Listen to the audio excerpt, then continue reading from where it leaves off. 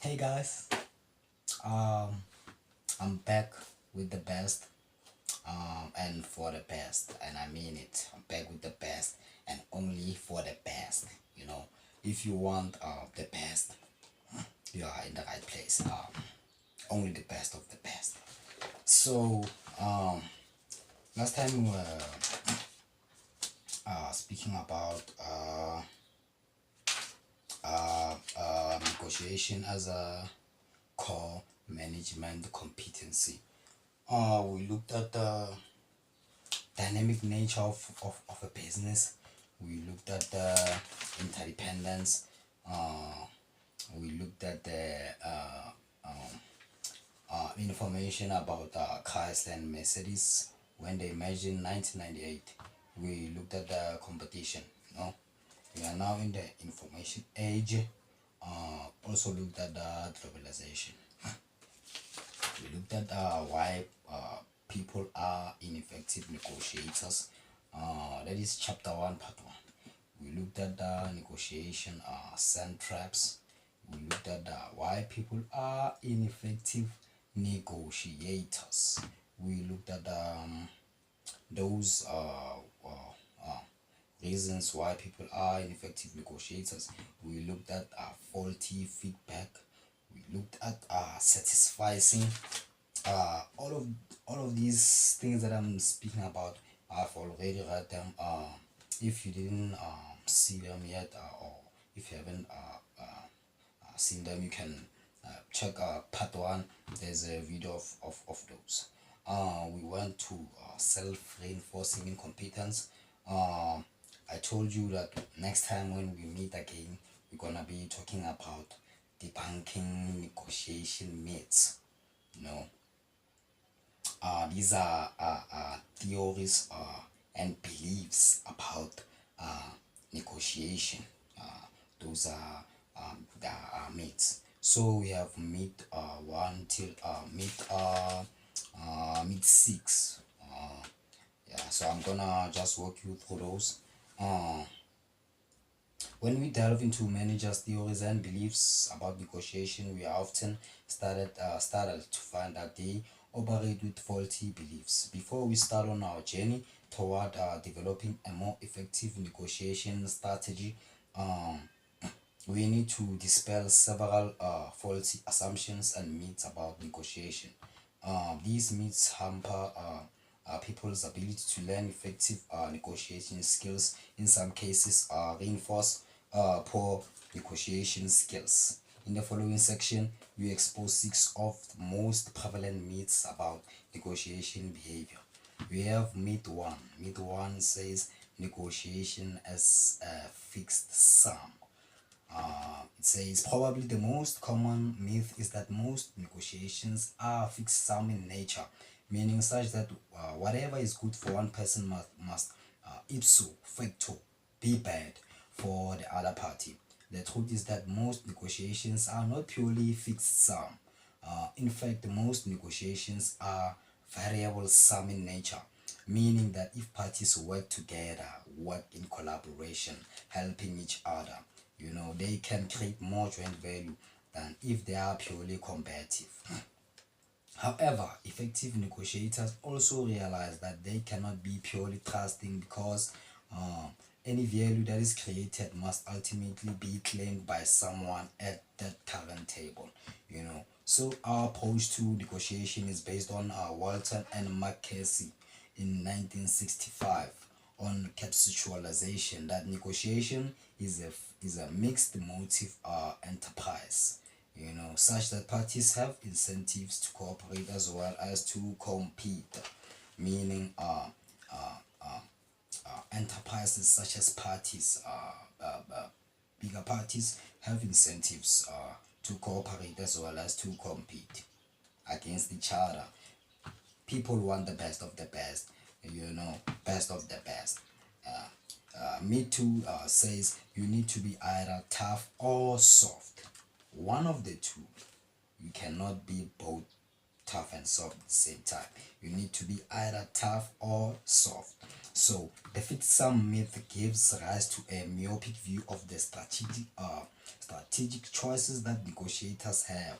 Most negotiators believe they must choose between either behaving in a tough and sometimes punitive fashion or being reasonable to the joint of soft and concessionary.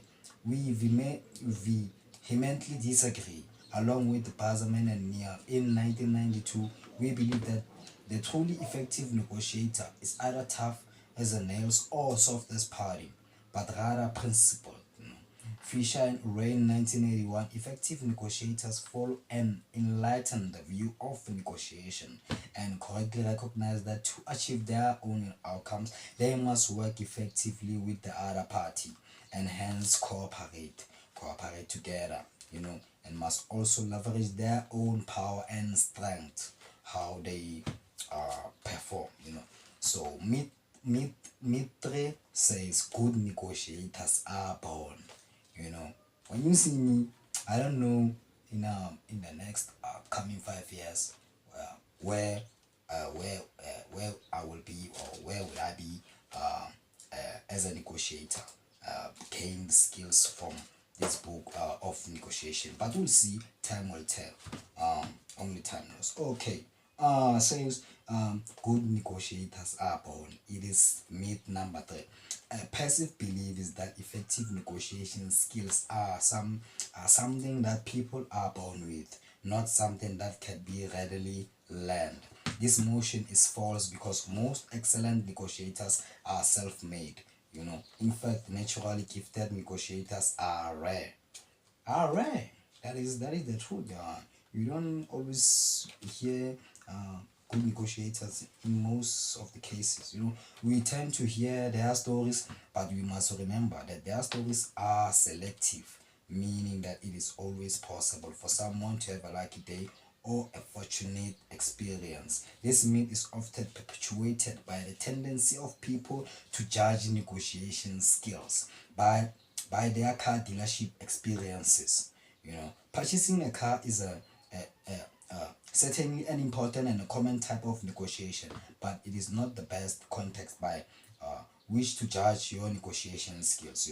So the most important negotiations are those that we engage in every day with our colleagues, our supervisors, co-workers, and our business associates. These relationships provides a much better index of one's feedback. The problem is that most of us do not get an opportunity to develop effective negotiation skills in a disciplined fashion. Rather, most of us learn by doing experience. Yeah, you learn by doing. That's how you gain experience. That's how you learn more. Like, you get used to doing that thing that you are learning. So experience is helpful, and but not sufficient. So we had to meet for. Meet for says experience is a great teacher. Experience. When you have experience, you can do much more better than a person who does that thing for the first time. For example, a goalkeeper is trained many times by the players when they try to score a goal at the post. So they train that keeper each and every often. That's what I want to say. They train that keeper often so that his experience is more. So so that's why they say experience is a great teacher. I'm trying to explain these myths, this so that they are more understood. So we have all met that person at the cocktail party, or on the airplane, who boasts about his or her great negotiation feats and how he or she learned on the job. We have Bazerman and Neal in 1992. It is only partly true that experience can improve negotiation skills. In fact, experience in the absence of feedback is largely ineffective in improving negotiation skills. We have Lowenstein, Thompson, and Ginda in 2003. Though these people are nobles, are very good, experienced people at negotiation. So they have something. So it was Thompson and Van Bowen in 2003, Thompson and De Harteport in 1994, Thompson and Lowenstein and Kettner in 2000. It's a natural experience as an effective teacher has three strikes against it. First, in the absence of feedback, it is nearly impossible to improve performance. For example, can you imagine trying to learn mathematics without even doing homework or taking tests? Doesn't make sense. You cannot know how you cannot grow your logical thinking by not practicing math. You must practice mathematics so that your skills of solving equations increase. So you must practice. You must practice. So yeah, that's what they are. That's their example. They are saying, can you imagine trying to learn mathematics without ever doing homework or taking tests? You can't. Without diagnostic feedback, it is very difficult to learn from experience. The second problem is that our memories tend to be selective, meaning that people are more likely to remember their successes and forget their failures or shortcomings. Do you hear that? They say the second problem is that our memories tend to be selective. Our memories, it's not being done by us like involuntary. It is happening involuntarily. So meaning people are more likely to remember their successes and forget their failures or shortcomings. This tendency is of course comforting to our ego, but it is true, but it does not improve our ability to negotiate. It does not. Finally, experience improves our confidence, but not necessarily our accuracy. People with more experience grow more and more confident, but the accuracy of their judgment and the effectiveness of their behavior do not increase in a commandment fashion. Overconfidence can be dangerous because it may lead people to take unwise risks. Did you hear that? Overconfidence can be dangerous, very dangerous, because it may lead you to do what? To take unwise risks. You take a risk without thinking. Unwise risk. The risk that you take must be a wise one, but at the same time, it's a risk. We know that it's a risk, but it must be wise, not unwise. Otherwise, the consequences are not going to be nice. So we had to meet five. We say good negotiators take risks. This is the one that I love because of it tells you uh, what what good negotiators do. What do? They take risks so that they can see the outcome of the risk that they took. So a passive myth is that effective negotiation necessitates taking risk and gambles. In negotiation, this approach may mean saying things like, this is my final offer, or take it or leave it, or take it or leave it, or using threats and bluffs. It is what we call a tough style of negotiation. Tough negotiations are, or sorry about that, tough negotiators are really effective. However, we tend to be impressed by the tough negotiator. In this book, we teach negotiators how to evaluate risk, how to determine the appropriate time to make a final order, and more importantly, how to make excellent decisions in the face of the uncertainty of negotiation. You hear that? So we had to make, if you didn't hear that, you can rewind, or I can repeat it for you, just thinking of time. I just don't want to waste time in so I'll read it again for the last time.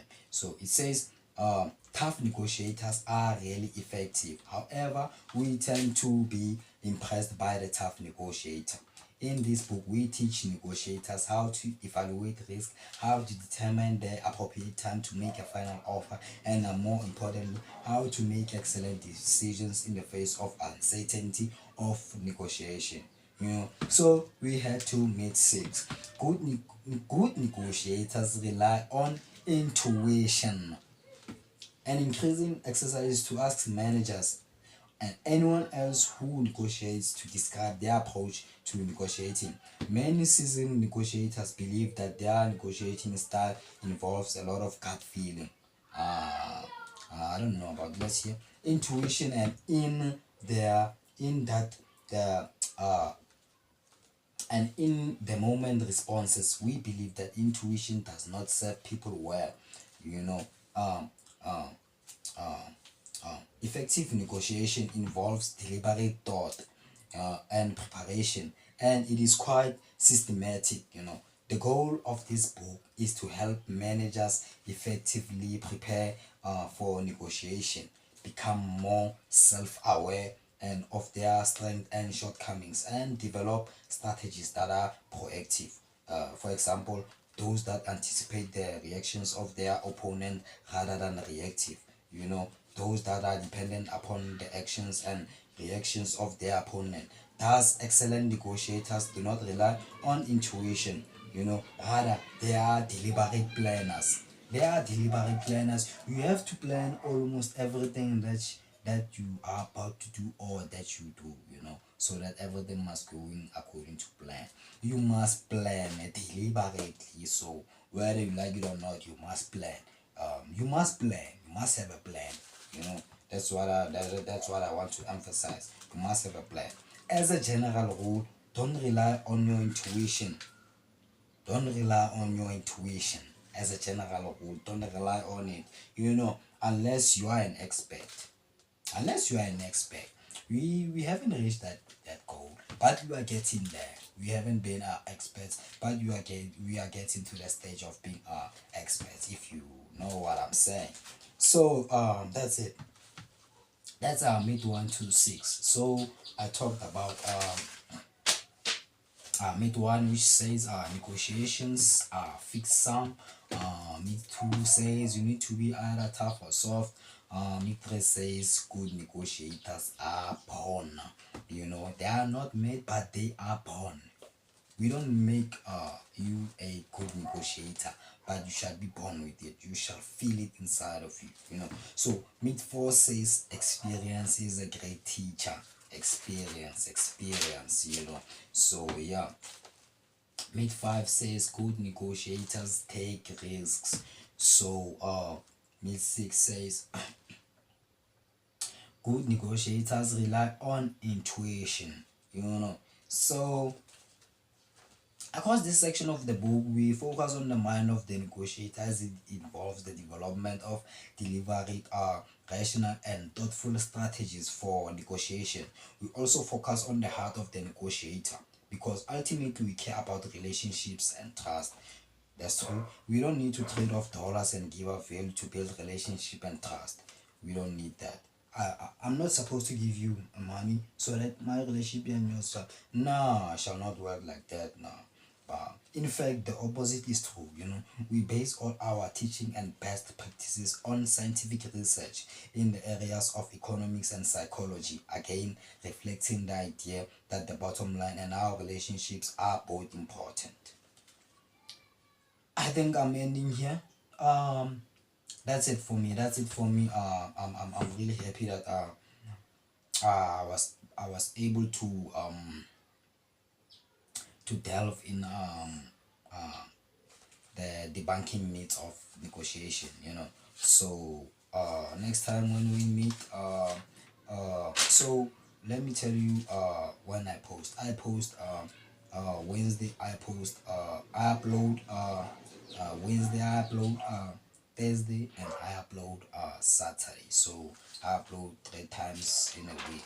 So I'm gonna delve into chapter 2 when I come back, which is next week, Wednesday. I'm gonna be looking at chapter 2, which is preparation on what to do before negotiation. We prepare you to, they prepare us. I'm also involved in this, this interaction. I'm also, as I read, I learn. It's not because of you are the only one learning. No, it doesn't work. I'm also learning too. So we're gonna be looking at what to do before we negotiate, before negotiation. So yeah, it is a very good book to delve into, and especially with someone like me, someone who has patience, and yeah. And then the second thing, guys, don't be surprised about my outfit. I usually wear formal, but I just decided to wear casual because of the weather and because of ours ending chapter one, So I wanted to close chapter one casually so that next week when I return, I come formally and presentable. Thank you, for everything. Thanks for watching. Let it grow, let it grow. As it grows, I'm growing too.